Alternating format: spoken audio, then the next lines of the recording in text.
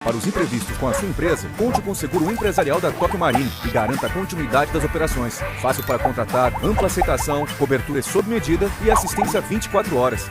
Tóquio Marine Empresarial. Proteção para seus negócios, tranquilidade para você.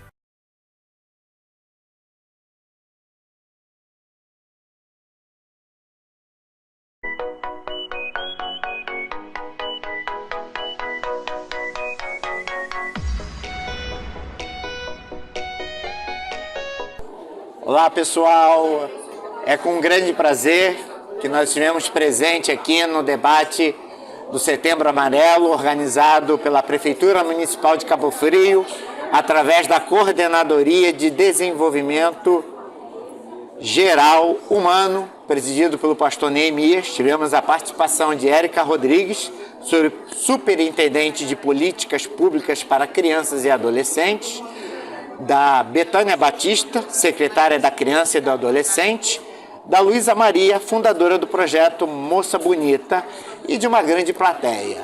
E da minha presença também, Ulisses Branco. Então não é um podcast, é um programa especial em celebração à vida. E a esse dedicamos a você. Sejam muito bem-vindos. O seminário tem como objetivo este encontro valorizar, enfatizar a vida.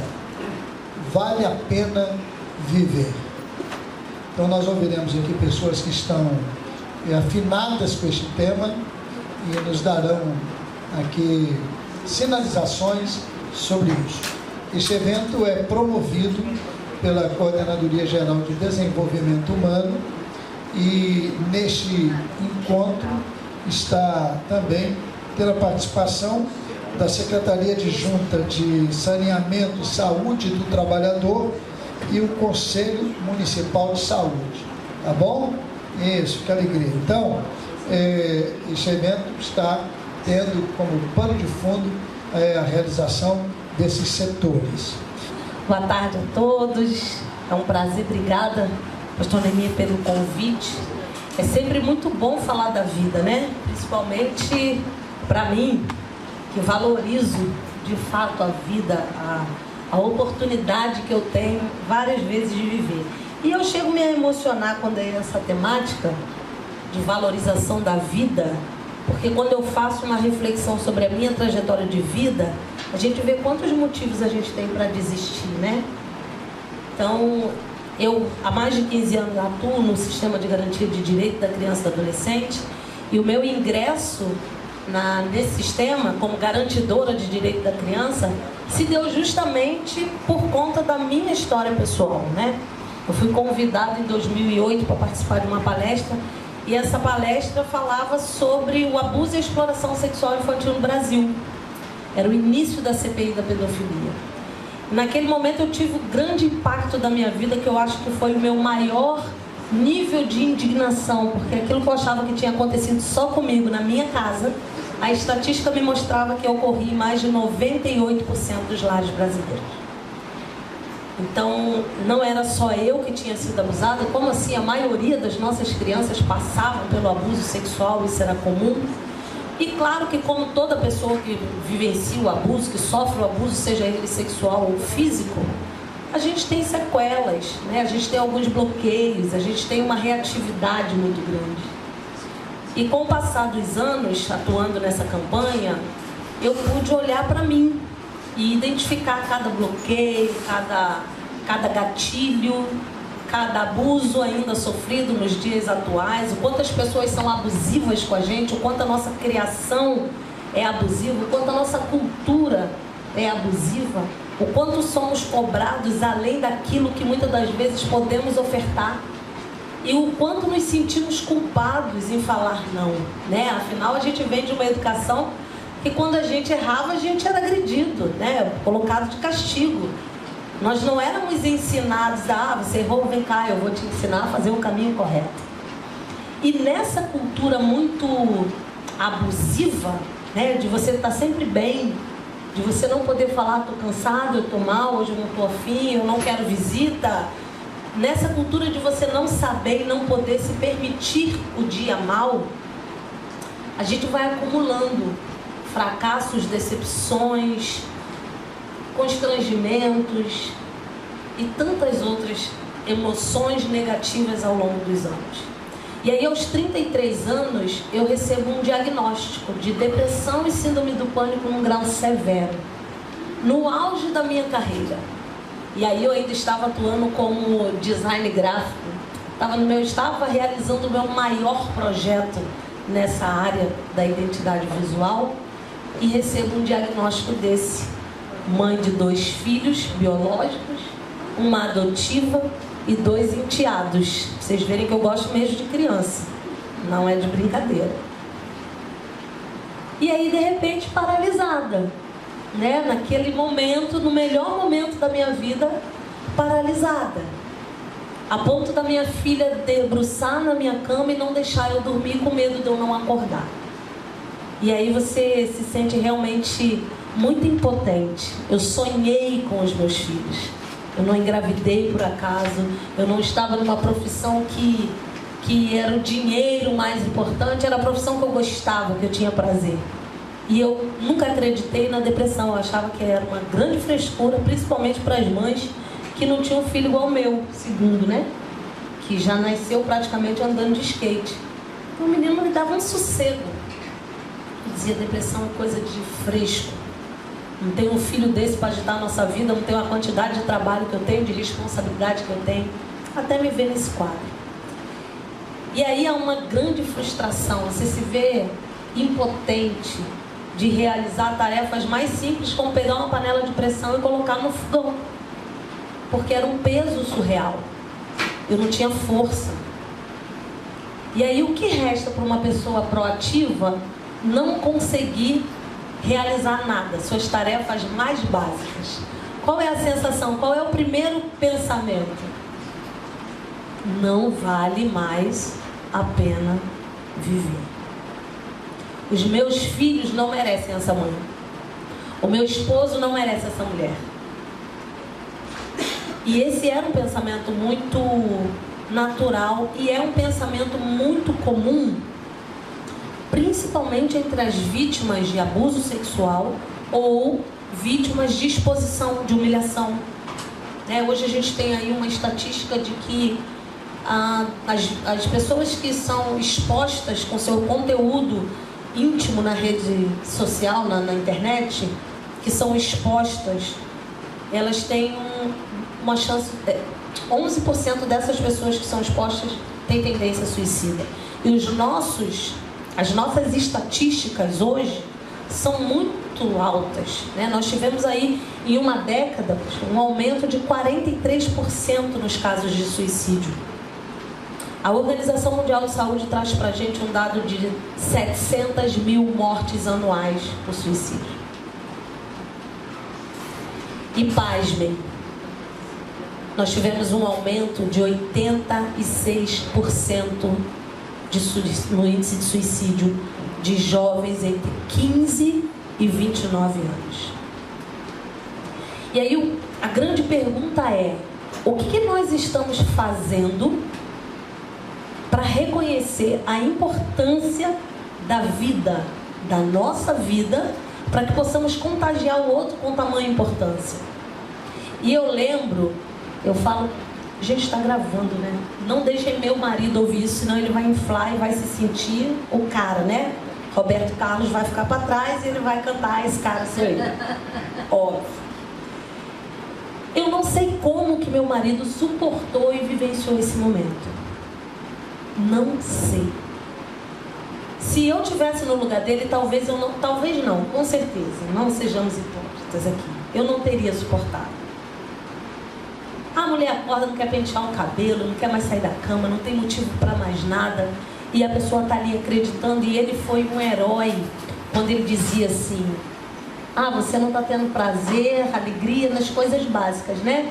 Então ele simplesmente mudava toda a nossa rotina. Vamos fazer um piquenique, vamos conhecer um lugar novo. E me levava para a natureza. E eu andava no barro, e aquela poeira de estrada, aquilo tudo. E ali ele ia me apresentando novas realidades que me faziam sentir capaz de continuar a viver. e os meus filhos contribuindo com tudo isso. Meu filho, à época, estava com 6 para 7 anos, e ele dizia para mim, descabelada: mãe, você tá linda hoje, dá um sorriso. E eu tinha que forçar aquele sorriso para ele.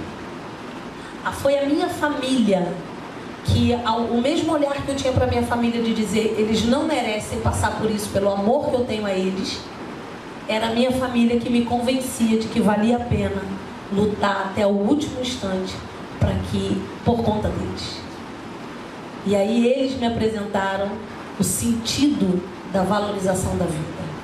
E era no olhar dos meus filhos, era ao me colocar de frente ao espelho, eles me mostravam fotos. Ele dizia: olha para essa Érica, você está vendo tudo que somos ou que temos? Foi por sua participação, foi com sua colaboração. Então hoje, por que eu estou aqui? Por que hoje eu ainda estou no sistema de garantia de direito da criança e adolescente?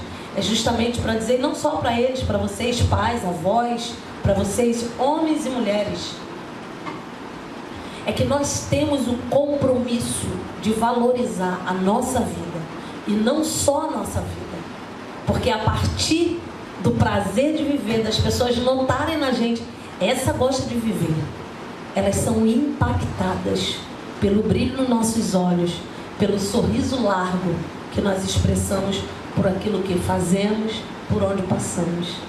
Então, eu quero deixar aqui para vocês a minha história e dizer exatamente o que a gente veio aqui para dizer, né? Vale a pena viver.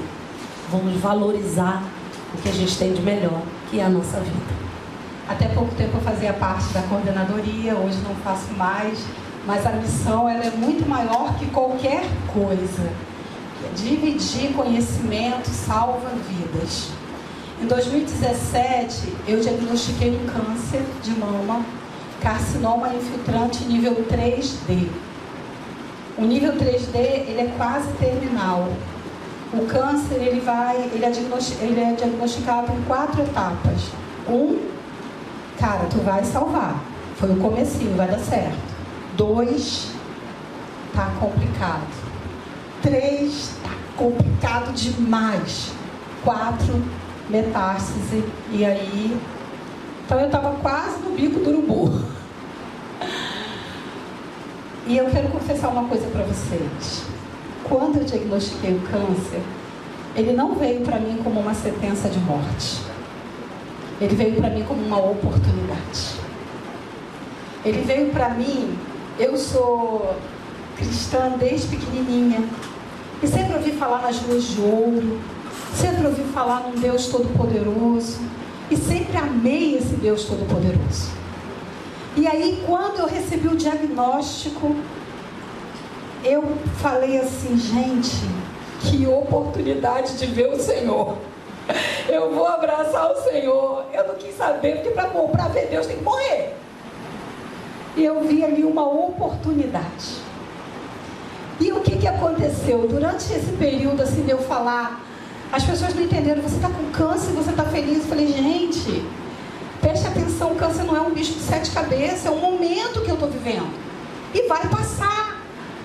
E aí eu entendi que eu não ia morrer, que a seara era grande, faltavam trabalhadores. Então eu decidi pegar o limão chamado câncer e fazer uma limonada bem docinha. E durante meu tratamento eu fiz 29 quimioterapias, 25 rádio, tive 15 vezes no centro cirúrgico. Só de mama a gente mexeu 5 vezes, eu não tenho as 2 mamas, porque eu diagnostiquei e depois eu reincidi.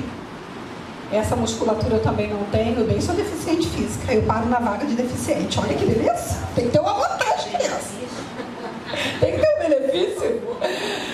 E aí a gente começou a falar sobre a esperança de viver, sobre a vida. E as pessoas foram chegando, e começou a chegar muitas pacientes oncológicas para conversar. E foi chegando, e a gente já tem 6 anos de projeto. Há 5 anos a Record fez um levantamento e nós tínhamos atendido em média 10 mil mulheres.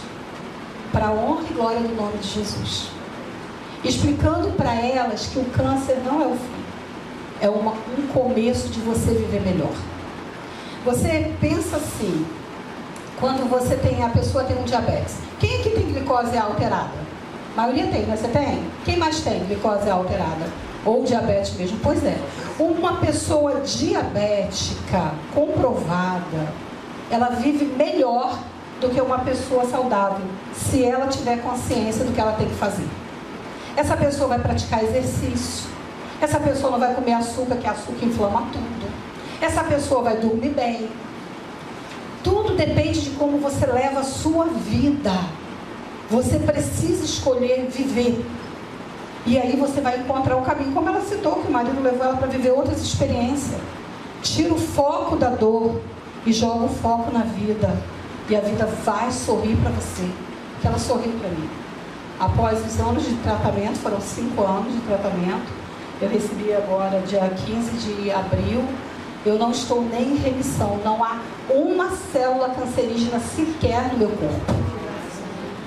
No nome de Jesus, eu matei o câncer, sabe como? Quando eu matei ele aqui. Toda enfermidade você mata aqui primeiro. Toda depressão, toda doença. É claro que eu fiz quimioterapia, radioterapia, tudo que era pia eu fiz.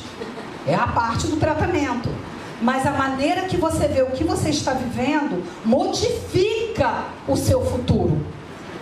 Então, a coisa está muito complicada. Mate o medo aqui. Nós temos 2 cérebros. Olha eu falando disso.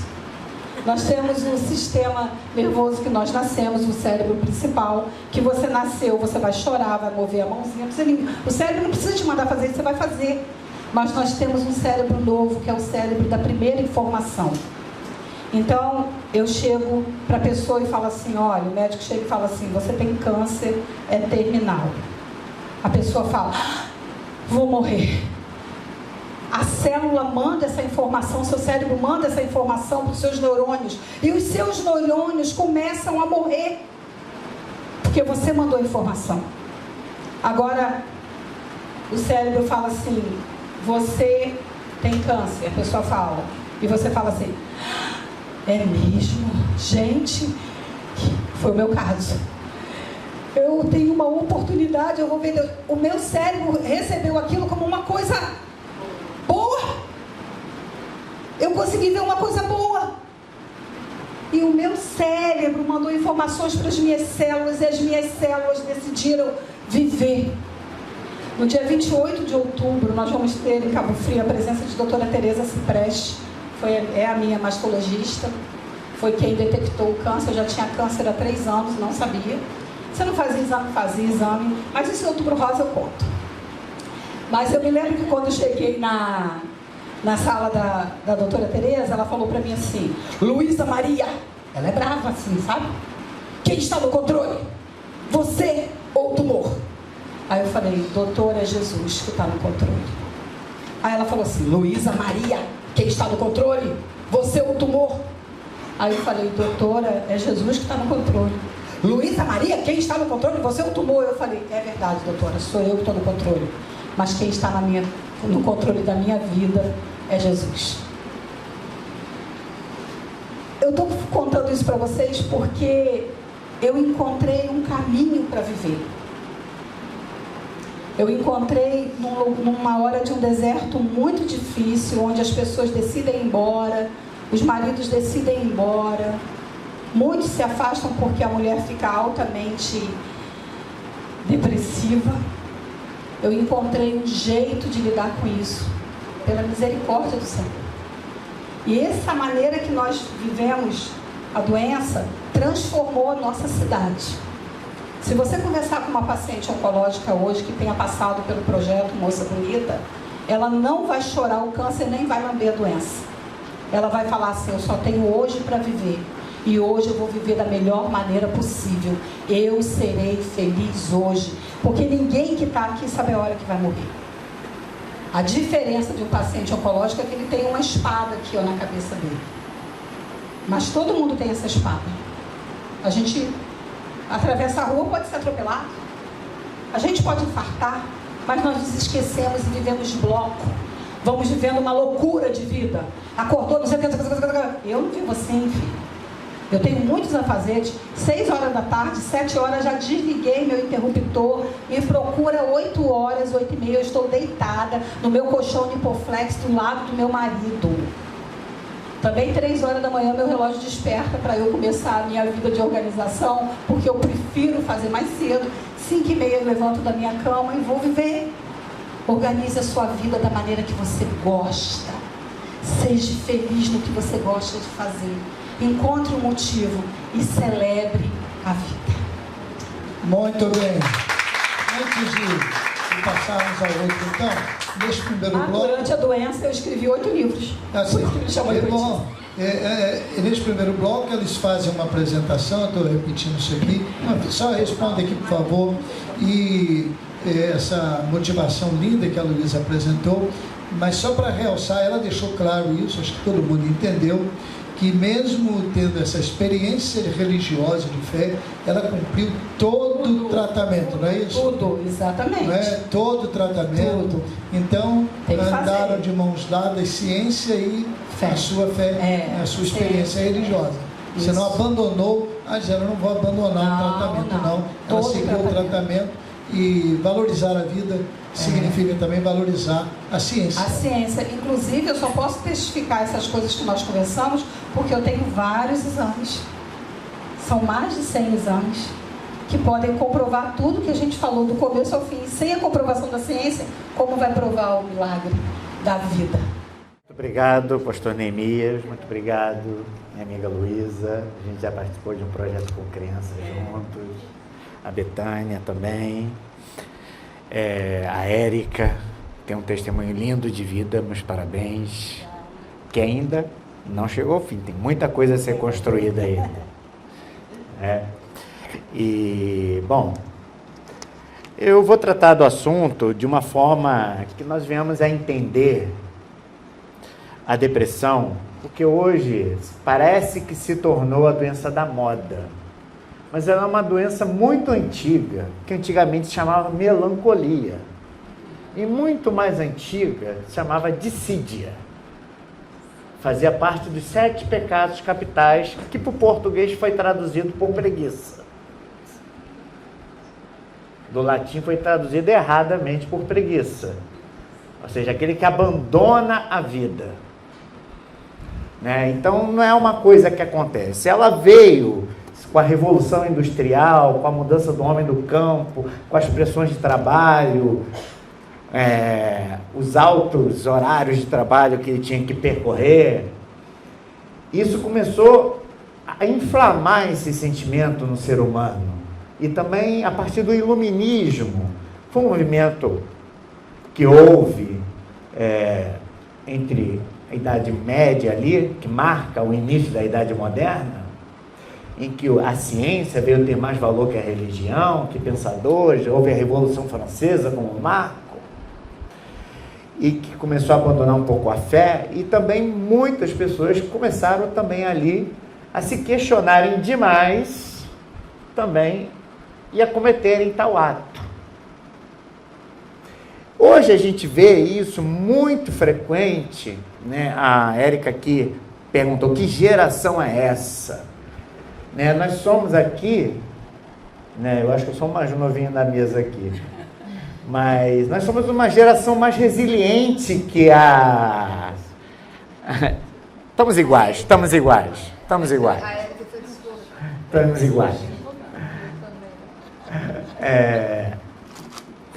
Mas voltando ao assunto, nós temos uma geração com menos resiliência, menos resistência às angústias, aos sofrimentos da vida que nós tivemos. Devido ao quê? Ao alto índice da tecnologia, que é tudo na mesma hora, porque a tecnologia, se aperta o botão no celular, está tudo ali. Não está acostumado com a frustração do não. Muitas das vezes, a gente importou dos Estados Unidos uma cultura na década de 90, que é o win e loser. Vencer ou perder. Ou seja, você tem que ser um vencedor em tudo. E na vida a gente não vence sempre. A gente tem. E nas derrotas, muitas vezes, nós somos fortalecidos. As derrotas fortalecem e geram em nós, eu costumo dizer, cicatrizes, porque enquanto é ferida, dói, machuca, você olha, mas enquanto é cicatriz, você vê, você lembra do que aconteceu, mas aquilo não te afeta mais, só ficou a marca, e aquilo te fortalece. E a neurociência, ela tem um papel fundamental nisso, porque ela vai falar dos neurotransmissores, como a dopamina. E o que é a dopamina? A dopamina é um neurotransmissor que é gerado quando você busca recompensas. Você pratica um trabalho, você faz alguma coisa que você gosta, um exercício físico. A serotonina, quando você toma um banho de sol gostoso, vai à praia, ali também é provocado isso em você, é um neurotransmissor. Tem a adrenalina também, que é aquele pico de alegria que a gente tem, aquele pico, desculpa o termo, de tesão na vida que a gente corre atrás. E o que a Érica contou me chamou muita atenção, que é parecida com a minha história. Quando eu estava no auge, eu fui acometido também. E a gente se pergunta, né? Poxa, mas eu, que estou aqui, o bambambam da situação, passando por isso, eu passei por uma depressão cíclica. O que é uma depressão cíclica? É uma depressão que você trata e ela volta de outras formas. Você já sabe como tratar ela e ela volta de outras formas.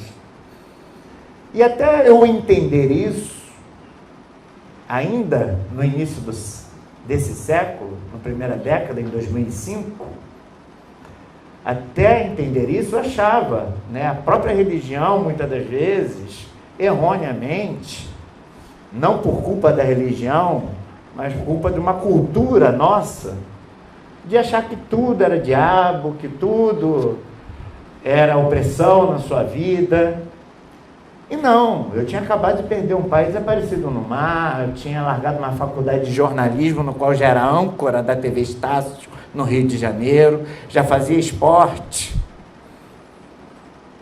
E tive que abandonar tudo para vir para cá e começar uma nova vida, né? E seguir um novo trabalho. Hoje tem uma empresa de seguros de sucesso, que faz seguros para as escolas em Cabo Frio, que faz seguro inclusive para todas as escolas de futebol do Flamengo no Brasil.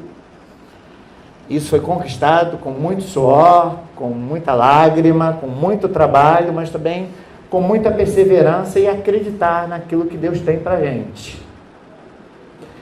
E como é que a gente gera esses neurotransmissores? Como eu falei, como é que eu vou gerar uma dopamina, uma coisa legal para a minha vida? Praticando exercícios, fazendo coisas que me agradam, assistindo uma série de TV que te alegra.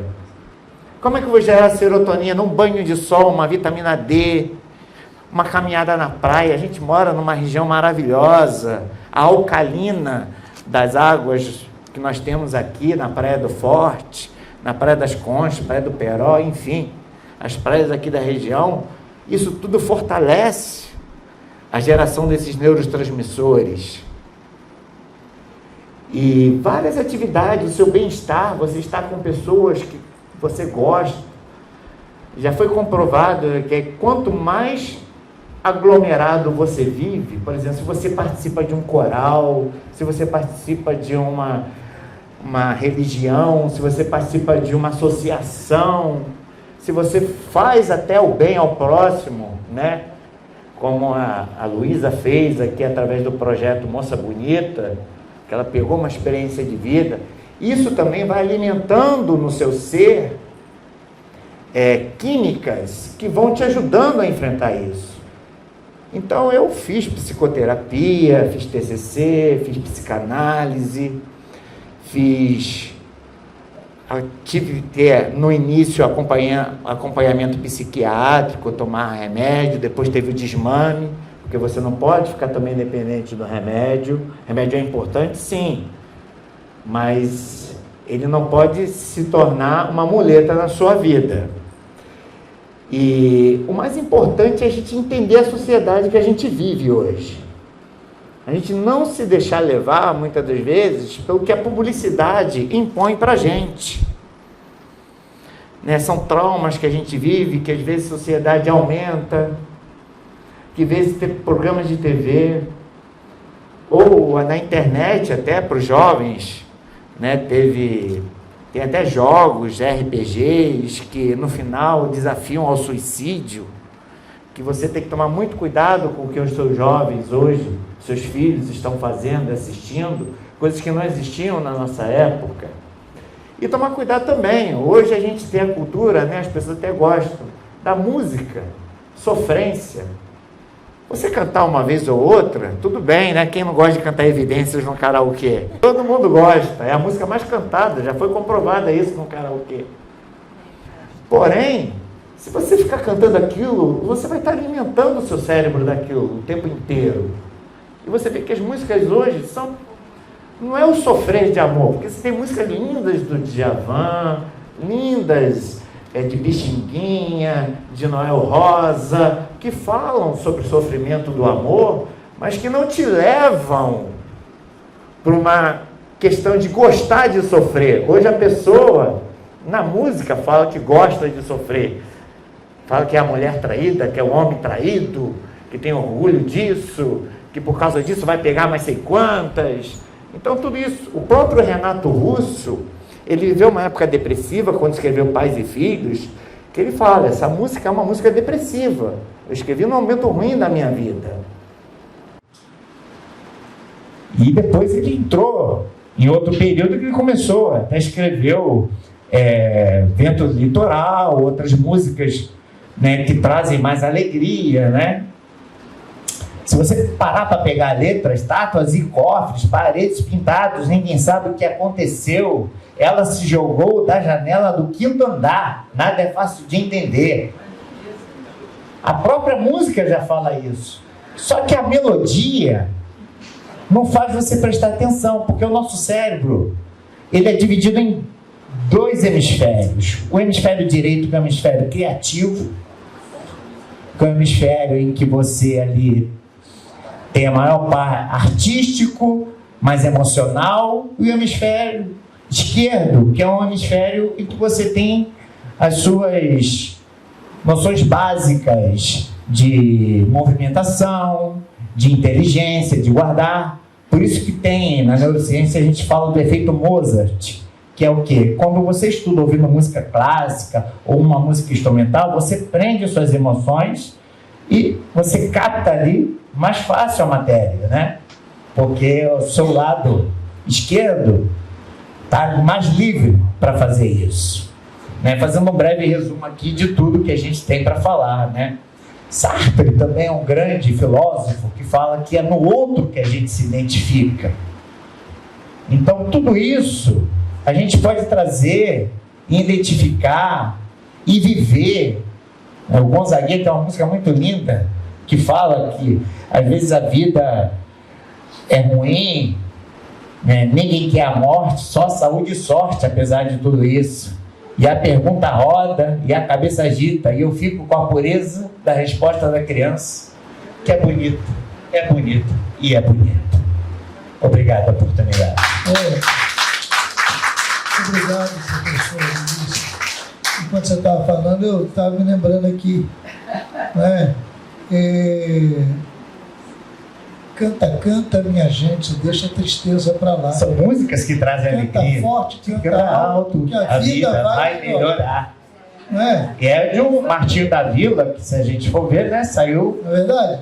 de uma condição que ninguém dá. A música que, inclusive, eu fiz crítica a ela e depois me penitenciei, porque eu não tinha entendido a poesia completa, apenas uma parte dela, que é aquela: deixa a vida me levar, a vida leva eu.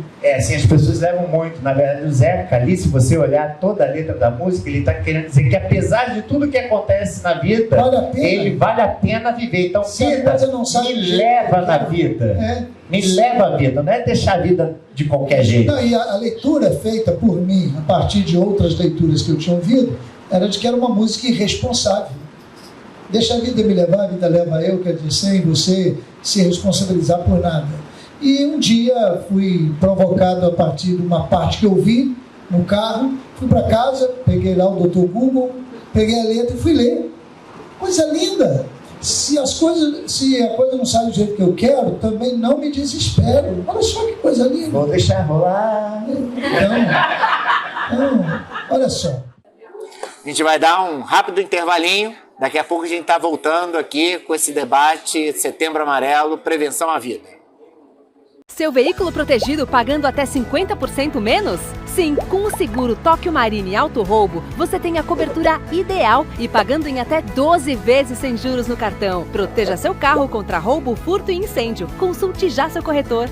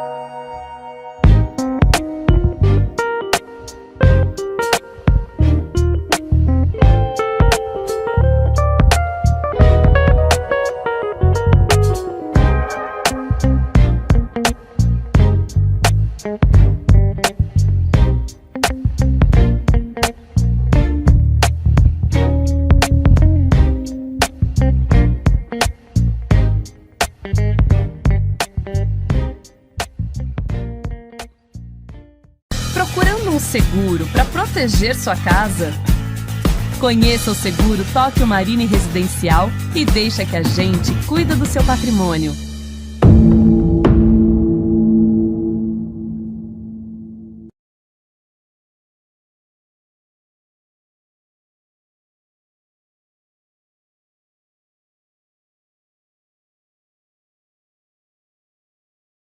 Estamos de volta aqui na Prefeitura Municipal de Cabo Frio, pela Coordenadoria Geral de Desenvolvimento Humano, gerida pelo pastor Neemias, no debate de Setembro Amarelo de Preservação à Vida. Então a gente vai dar continuidade aqui a essa conversa para que você venha ter mais consciência. Boa tarde a todos, a todas. É sempre uma satisfação enorme estar junto de pessoas, discutindo o cuidado com pessoas, né? Sou muito observadora, sabe? E eu tenho visto que os resultados estão aí, os números estão aí, e eles revelam com muita clareza que nós estamos errando, né? Acho que a gente não está fazendo o dever de casa direitinho, né? Eu percebo isso. A começar pela importância do tema, e nós temos poucas pessoas aqui dispostas a ouvir sobre isso. Isso aí mostra que a gente está tomando a direção errada, né? Tem dever de casa que parece que é fácil, mas a gente não consegue fazer, né? E eu cresci escutando que eu preciso me amar para amar o próximo, né? Amar a si mesmo para ter a capacidade de amar o outro. Eu acho que o maior problema está aí. As pessoas não estão se amando, estão ficando com dificuldade de amar o próximo, sabe? porque a valorização da vida é algo tão, parece ser tão simples, né? O que seria isso? Seria um bom dia carinhoso, um abraço gostoso, um oi, né, diferenciado, olhar nos olhos, ouvir de fato quem quer falar alguma coisa, né, ter uma escuta ativa, né? E eu sim, como professora, né, a gente começa a analisar o ambiente, né? E como professora alfabetizadora, eu vi ali na sala de aula muitas vezes os meus alunos, eu percebia eles além da dificuldade de aprendizagem, né? Eu olhava além, porque eu dava a eles aquilo que eu gostaria de ter recebido, né? E isso contribuía muito para o desenvolvimento cognitivo, né? Era um caminho assim que sempre me mostrava resultados positivos, né? Eu olhava para o emocional dele, era a minha prioridade, e eu alcançava o meu objetivo como professora, que era a aprendizagem dele, né? Então isso aí foi me chamando muita atenção, esse cuidado com o outro na prática. Porque na verdade a gente vê muitos discursos, né? Mas pouca prática, né? Um tempo da minha vida eu fui coordenadora de uma escola e todos os dias pela manhã eu dizia para dar entrada no turno da tarde, turno da manhã, e eu sempre falei, sabe? Já olhou para quem está do seu lado hoje, para o seu amigo? Às vezes ele está precisando de uma palavra, às vezes ele não está bem. A gente precisa estar atento ao outro. É bom demais, o resultado final disso é na sociedade em que todos nós vivemos. É para nós também esse cuidado, né? Então, assim, essa é uma prática que eu vejo que está ficando... Nós estamos muito indiferentes às situações que nós não poderíamos ficar. E agora, assim, aquele cuidado, assim, o problema ainda... A água ainda não bateu nos meus pés, então eu vou ficar quieto, né? Fala-se do coletivo, mas na hora de agir não age. Por exemplo, a Luísa. Ela passou por uma experiência... Né, vivenciou um milagre, ela poderia ter guardado para ela, né, ter pensado individualmente, eu tive o problema, eu venci o problema. Não, o que ela fez com esse problema? Ela multiplicou o cuidado com o outro, né? Nós estamos vivendo um tempo que nós não pensamos coletivamente, né? E como falar da valorização da vida sem falar na desistência dela, né? Então a gente entende que o estágio de sofrimento extremo a única forma de se livrar daquela dor é tirando a vida. E onde nós estamos, né? Porque eu acho que em algum momento existe um sinal, não vou generalizar nem afirmar que é 100%, mas eu acho que existem sinais, sabe? Eu penso que existem pequenas sinalizações e nós precisamos estar atentos. Outra coisa, né, que são negligências que a gente não deve, né, deve se vigiar para não cometer. Diminuir o problema do outro, dizer que o problema dele é pequeno, né? Porque o que é pequeno para o outro pode ser grande para mim, né? Então, assim, são caminhos que a gente vai tentando encontrar para melhorar o nosso mundo, né? Meu celular, desculpa, gente. A gente fica um pouco refém desse aparelho, né? E que a gente está aqui no Setembro Amarelo, quando na verdade é o ano todo, né, amarelo, que a gente possa pensar nessa cor e trazer à memória a necessidade da gente olhar uns para os outros, né, e de fato fazer a diferença com pequenas palavras de carinho e de atenção, e quando tiver ouvido alguém, ouvir realmente, né, se dispor a estar ali inteiramente, né, porque a gente fala, eu tenho assim alguns exemplos, né, meus filhos falam que às vezes eu falo com eles olhando o celular. Eu digo, pode falar, eu estou escutando. Não estou escutando. E eles deixam isso bem claro, né? Então a gente está sempre ajudando um ao outro, sinalizando. Não, você não está me ouvindo, você está dando atenção para o celular, né? E a gente precisa se policiar, né? Vigiar, né? Que diferença eu tenho feito. Com certeza. Aconteceu um fato na minha casa, na época que eu morava com meus irmãos, e que eu estava na sala e me recebeu uma mensagem WhatsApp, meu irmão no quarto, me pedindo para fazer alguma coisa para ele. Eu me levantei, bati na porta dele e falou: levanta, desculpa, vou ser educado, essa nádega da sua caminha e vem olhar nos meus olhos. Sabe o que ele me respondeu? Eu não sei mais fazer isso. Exatamente. É o que está acontecendo, as pessoas não se relacionam mais, né? Assim, tudo contribui, né? Que hoje pela manhã eu estava ouvindo uma live sobre esse tema, né? Eu falei, não, eu vou estar à tarde lá, deixa eu ouvir. Veio o convite, eu falei, mano, esse convite aqui tem um significado diferente, porque hoje à tarde eu vou estar com pessoas falando sobre isso. Então, eu parei tudo para escutar, né? E tudo é projetado hoje em dia, foi uma das coisas que foi falada na live, para nos adoecer.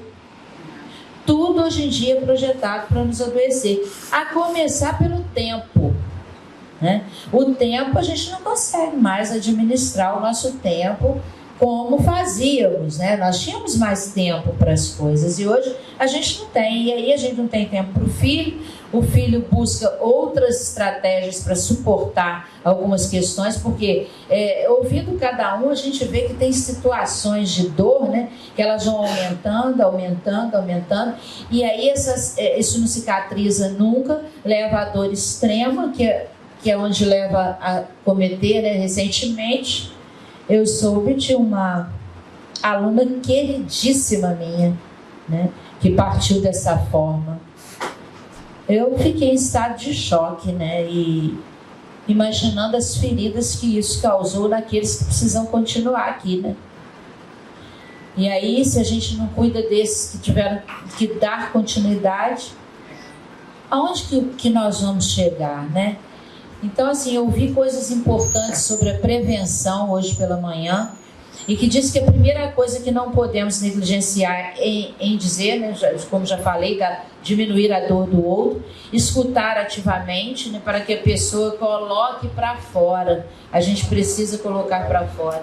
Cuidar da mente como a gente cuida do corpo. Às vezes a gente escuta tanto falar, vá para a academia, e a mente, como que a gente tem alimentado, né?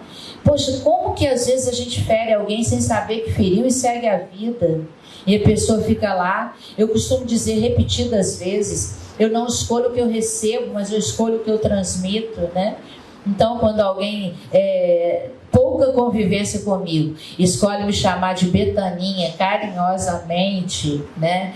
Talvez essa pessoa não saiba o bem que ela está me fazendo, né? Como é gostoso ouvir esse carinho, né? São pequenos detalhes que são extremamente importantes e que não nos fazem desistir e nos ajudam a não deixar as pessoas que estão do nosso lado desistir.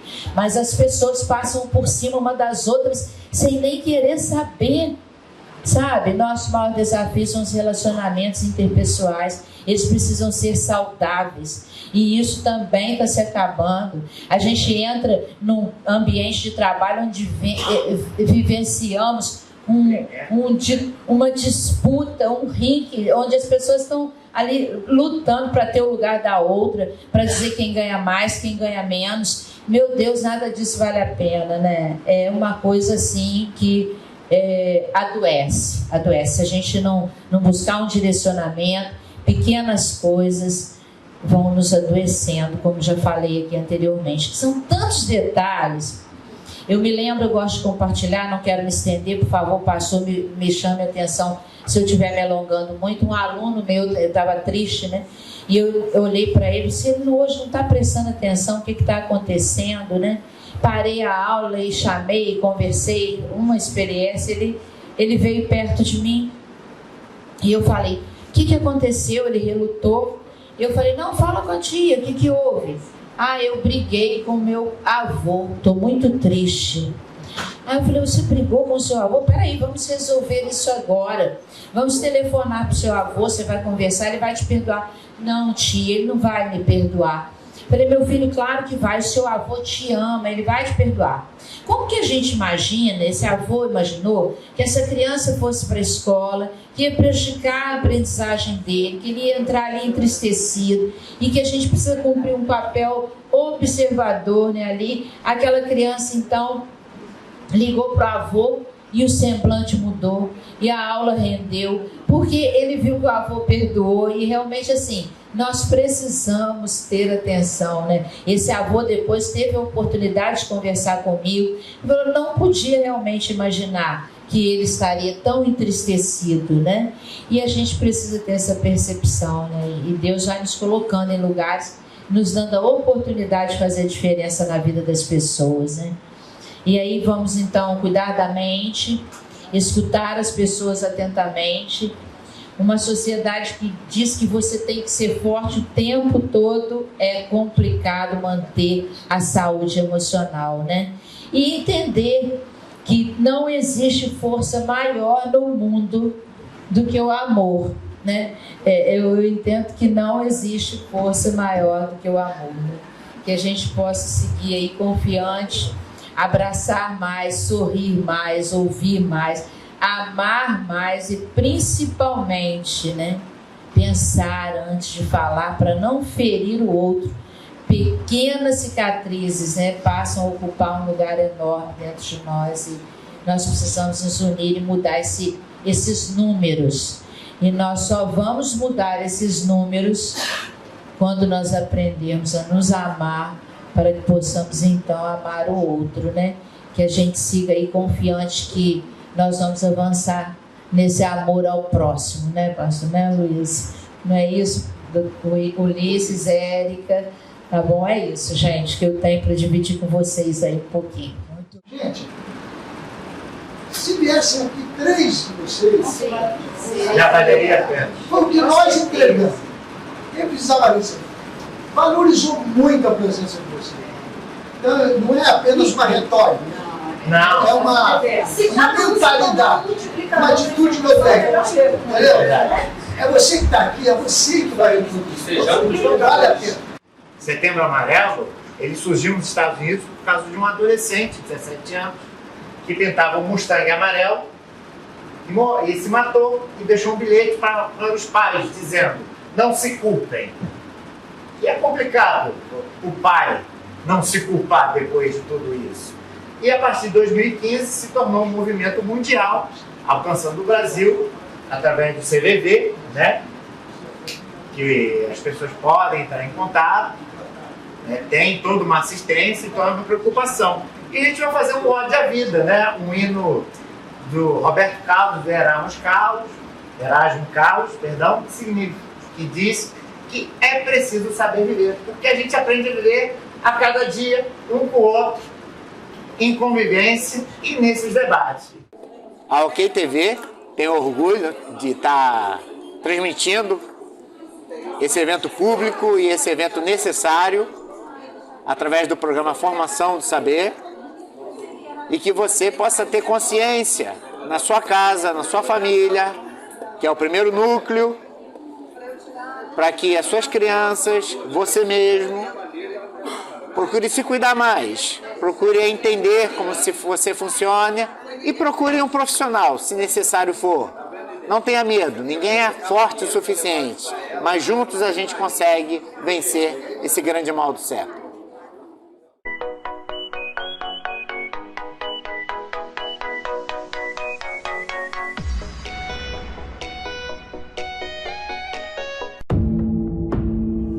Para ter certeza que os contratos serão executados conforme o estabelecido, conte com o Seguro Garantia Tóquio Marine e fique tranquilo. São mais de 15 modalidades para atender sob medida as empresas. A contratação é simples e rápida. O cadastro do tomador tem aprovação automática de até 20 milhões. Tudo isso para as empresas públicas e privadas de todos os tamanhos e segmentos. Seguro Garantia Tóquio Marine. Contratos protegidos, negócios garantidos.